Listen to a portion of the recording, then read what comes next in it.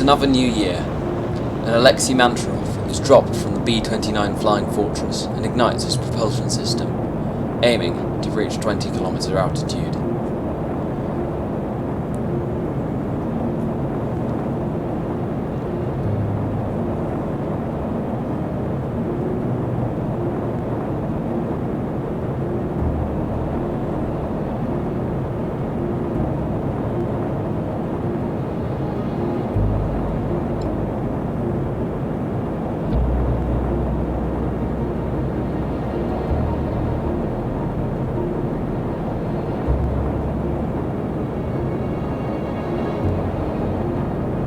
The flight goes well, until Alexei pulls a significant number of Gs, while pulling the nose higher and higher to achieve his goal.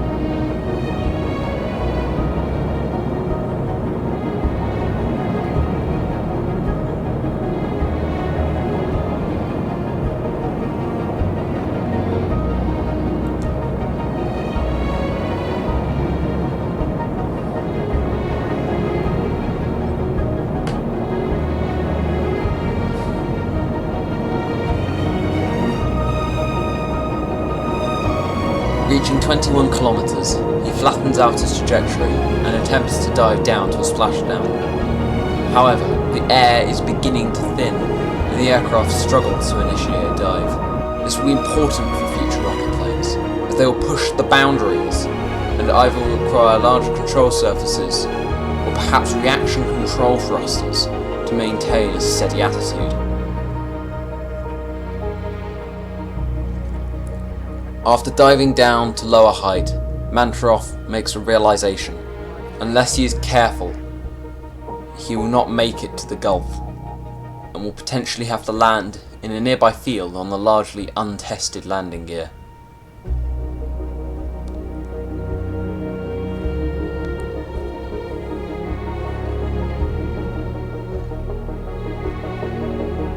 However, his fears were unfounded.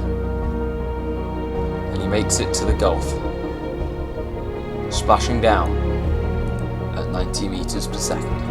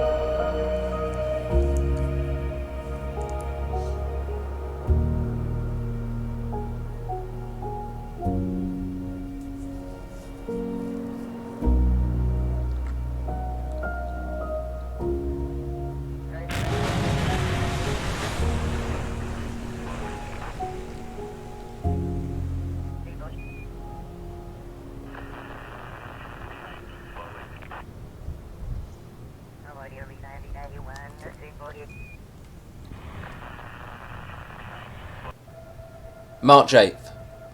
A small hamster called Giggles is loaded onto an A4 missile, ready for its flight into space.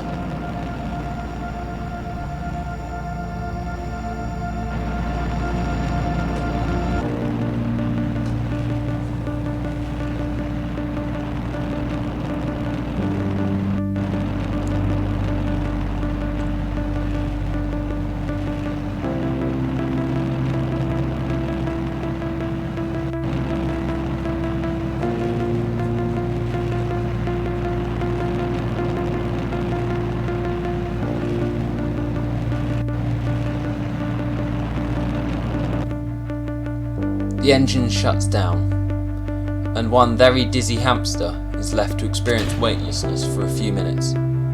In addition, a new altitude record of 400 kilometers has been set.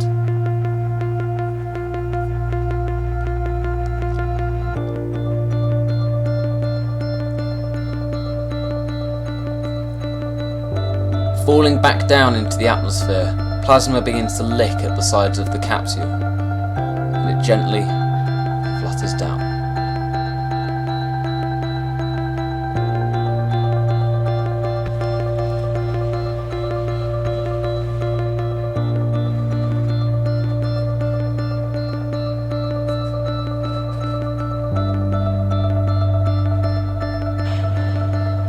The chute deploys, and the flight is complete.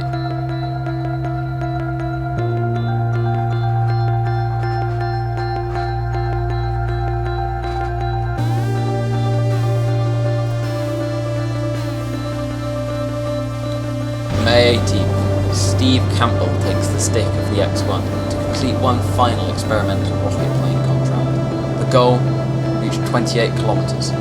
The engines fire, subjecting him to the harsh acceleration of the two motors.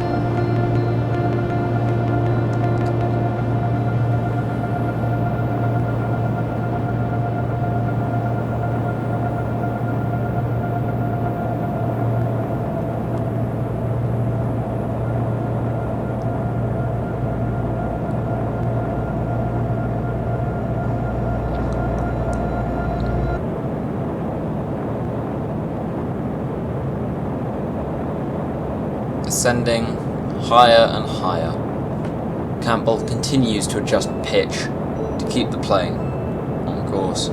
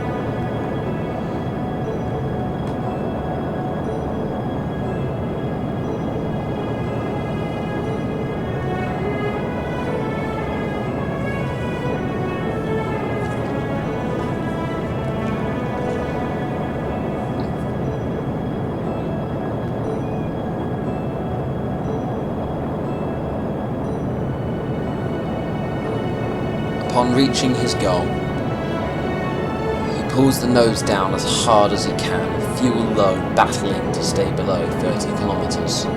The altitude, the breathing system, stops working as intended.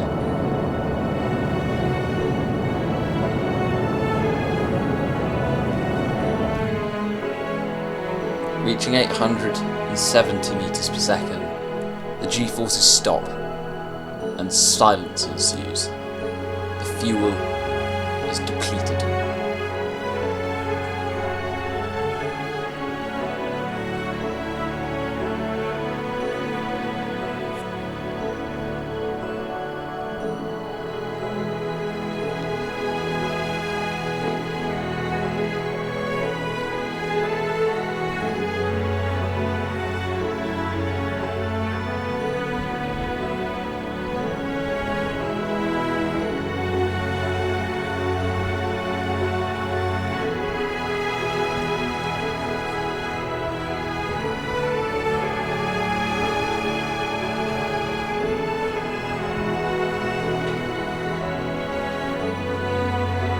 Gliding over the ocean, Steve miscalculates the altitude needed to pull up, and impacts at 115 meters per second. Steve's head hits the controls, and the craft, although structurally sound, has its canopy cracked.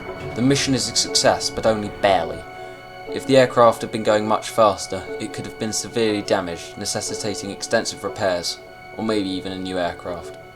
Perhaps the cockpit could have crumpled and killed its pilot.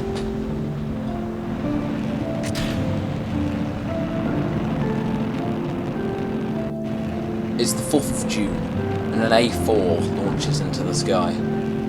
It is dusk, and as the missile climbs higher and higher, the sun peaks over the horizon. The missile is carrying 169 units of payload.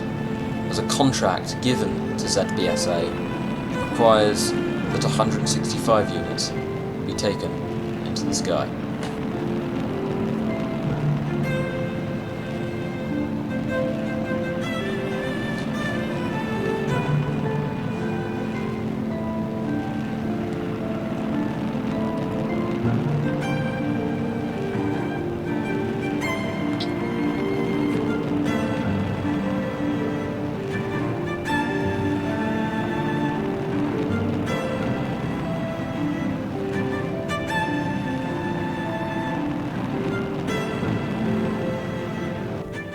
The engine shuts down, and the mission is a success.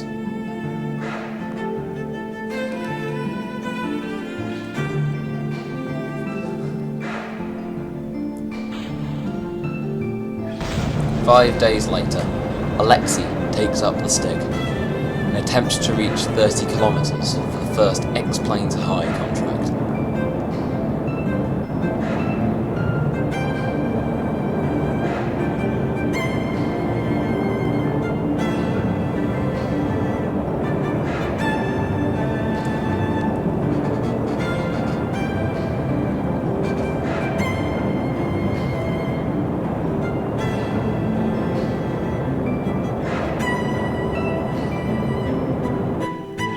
Reaching 33 kilometers.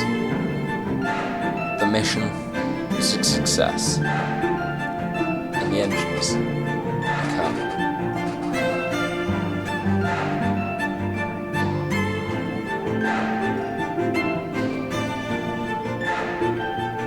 However, the breathing system only functions properly up to 30 kilometers, and therefore the era of the X1 is coming to an end.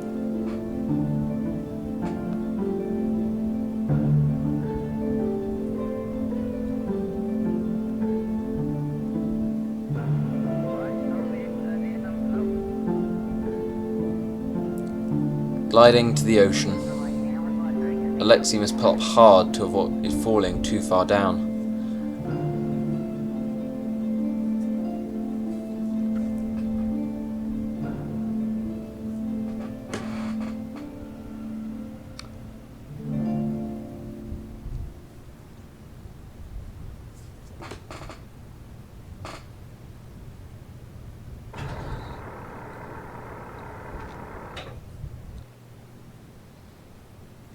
Coming in for a landing, he bleeds off speed, splashes down, and completes the mission.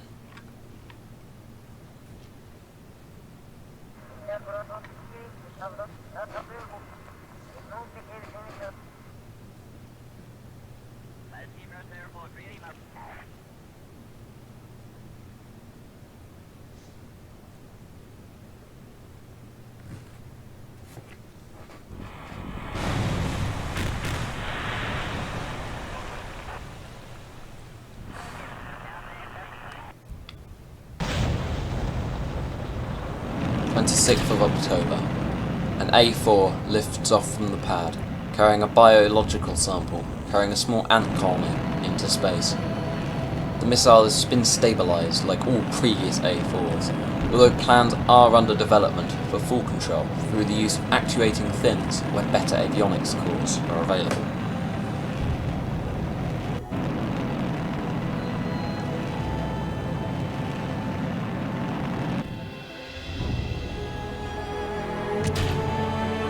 The engine cuts and the capsule is separated and left to re-enter.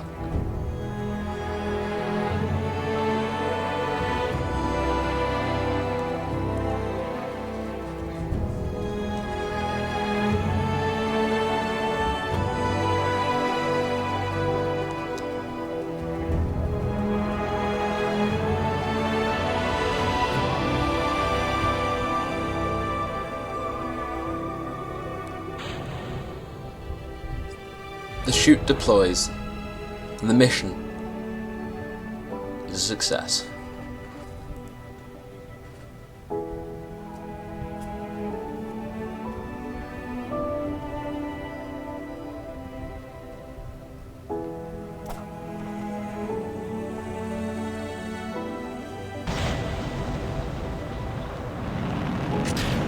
It's the 17th of November, and a modified A4 lifts off from Texas.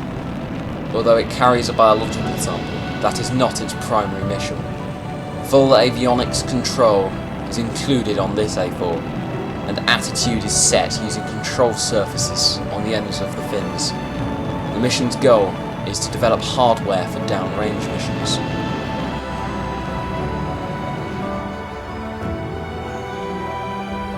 The engine shuts down, and trajectory comes through to ground control. The desired trajectory has been achieved.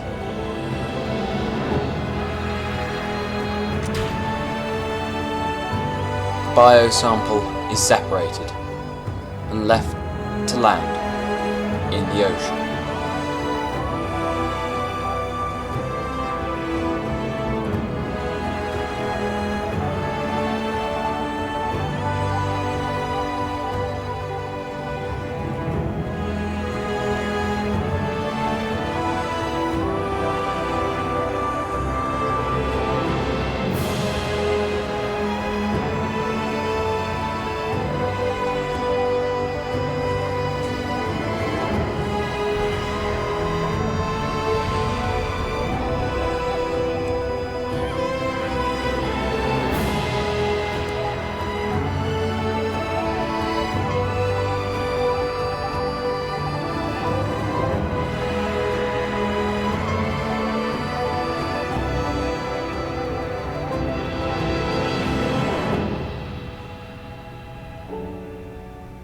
However, 5 kilometers above the surface, communications are cut as the signal is blocked by the Earth's curvature, and the mission is only a partial success as no data was gained.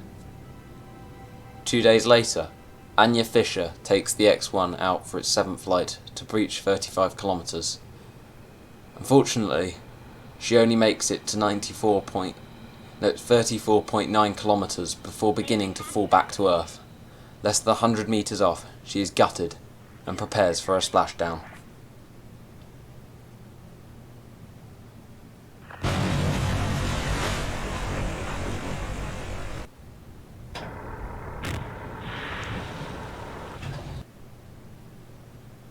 November 25th, Muller attempts the failed altitude contract.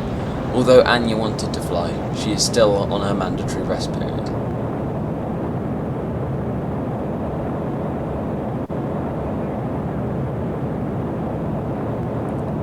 His engine shut down, he reaches an altitude of 37 kilometers.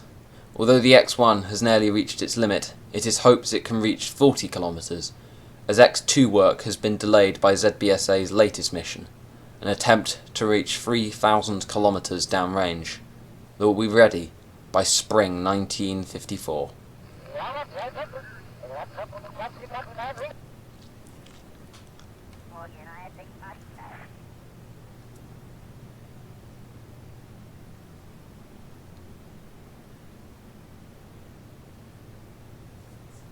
Thanks for watching, and I hope you enjoyed. More videos from me are on screen, and I hope you watch some of them.